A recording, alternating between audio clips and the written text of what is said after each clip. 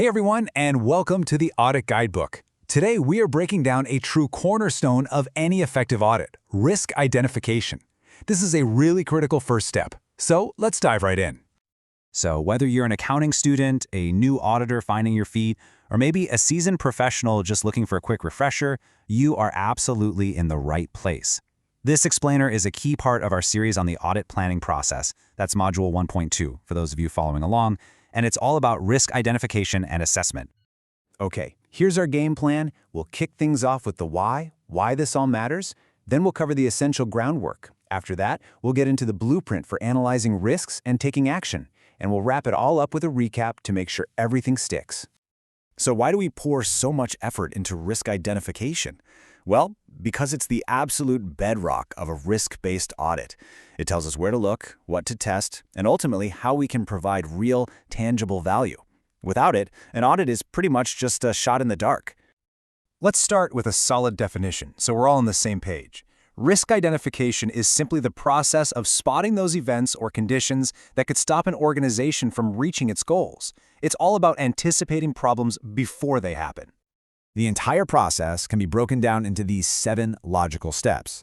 We're going to walk through each one, but this gives you a fantastic roadmap for where we're going, from that high-level understanding all the way down to an actionable audit plan. All right, the first 3 steps are all about laying the groundwork. You can't identify risks in a vacuum. You first have to really understand the landscape that you're operating in. Step 1 is absolutely foundational. You have to understand the business. This means digging into strategic plans, interviewing key people, and just getting a feel for the internal processes and all those external pressures like regulations and the competition. And just look at how the focus immediately changes depending on the organization. For a microfinance bank, you're all about lending and regulations. For an NGO, it's donor agreements and funding cycles. Then for a manufacturer, it all shifts to the supply chain. The key takeaway here? Your focus has to be as unique as the business itself. What's a critical risk in a bank is maybe just background noise in a factory. That understanding leads us right into step 2, identifying the key business objectives. See, a risk only matters because it threatens a specific goal. So you've got to know what the organization is actually trying to accomplish before you can figure out what might stop them. This illustrates the point perfectly. The bank's goal is to grow its loan portfolio. The NGO wants to deliver projects on budget. The manufacturer aims for efficient production. Every single one of these goals creates its own unique landscape of potential threats. So, with those objectives clear in our minds, we can move to step 3, pinpointing the specific areas where things are most likely to go wrong. This is where an auditor's professional skepticism really kicks into high gear. And the risks themselves are completely different across the board. For the bank, it's credit risk. For the NGO, misuse of donor funds would be catastrophic. For the manufacturer, a supply chain disruption could halt everything. These are the specific hotspots where an audit needs to focus its attention. Okay, we've laid the groundwork, now we move into the blueprint phase. This is all about analyzing what we've found and turning it into a concrete plan of action. In step 4, we dig deeper. It's not enough to just know what the risk is. We have to understand why it exists. Is it because of an internal weakness, like poor controls? Or is it an external event, like an economic downturn? Understanding the root cause is absolutely key to assessing the risk properly. This connects the dots perfectly. You see, loan defaults don't just happen out of nowhere. They're often caused by something, like weak screening. A donor doesn't just pull their funding for no reason. It's usually a result of late or unclear reporting.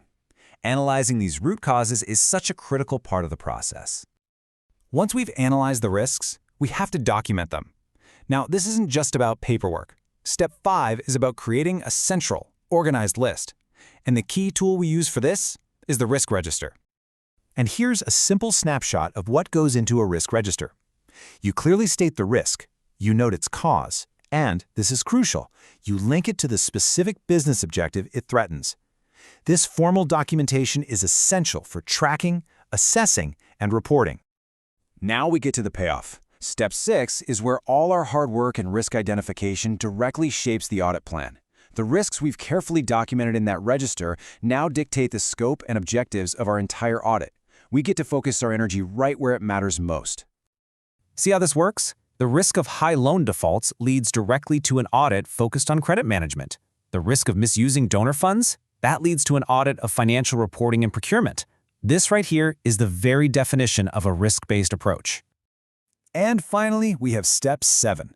Auditing isn't done in a bubble. We absolutely must validate our list of identified risks with management. This makes sure we haven't missed anything, it confirms our understanding is correct, and it helps build a really collaborative relationship. So that's the 7-step process. Let's do a really quick recap just to bring it all together. This summary table is such a fantastic tool. It lays out the entire flow we just discussed, from understanding the organization all the way to validating with management, and it shows a clear example for each of our 3 organizations at every single stage. This is the whole process in a single view. So, as we wrap up, I'll leave you with a question to think about in your own world, whether you're studying or practicing right now. Which risk in your organization or one you're looking at is the one that's currently being overlooked? If you found this guide on risk identification helpful, please do us a favor and hit that like button and subscribe to the Audit Guidebook channel for more content like this. And be sure to check out the other explainers in our Audit Planning Process Series under Module 1. Thanks so much for joining us, and we'll see you in the next one.